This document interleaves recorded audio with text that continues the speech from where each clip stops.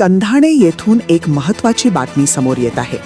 काल रात्री बुधवारी 8च्या सुमारास कंधाणे येथील भागडा डोंगराच्या माथ्यावर अचानक आग लागली. हवेत असलेल्या गारव्यामुळे ही आग वणव्याचे रूप धारण करत राखीव वनक्षेत्राकडे पसरत होती. यामुळे डोंगरावरील जुने वृक्ष, वनसंपदा आणि वन्यजीव धोक्यात आले होते. या घटनेची माहिती मिळताच सटाणा वनपरिक्षेत्र अधिकारी सोमनाथ आमले यांनी तातडीने कारवाई करत वनकर्मचाऱ्यांना घटनास्थळी पाठवले.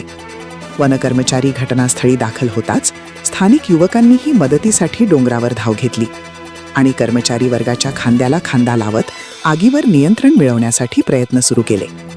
रात्रीचा किर्र अंधार, आगीच्या ज्वाळा आणि विषारी प्राण्यांची भीती असतानाही सुमारे 2 तासांच्या अथक प्रयत्नांनंतर अखेर आग आटोक्यात आणण्यात आली. वेळीच आग आटोक्यात आली नसती तर भागडा डोंगर परिसरातील हजारो हेक्टर वनसंपदा आगीच्या भक्ष्यस्थानी पडली असती. दरम्यान अज्ञात व्यक्तीने डोंगराच्या माथ्यावर आग लावल्याचा संशय व्यक्त केला जात असून या घटनेची सखोल चौकशी करण्याची मागणी स्थानिक वनसमितीच्या सदस्यांकडून करण्यात येत आहे.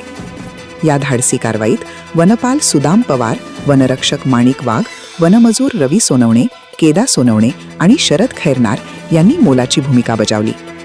कंधाणेतून प्रखर न्यूजसाठी शशिकांत बिरारी.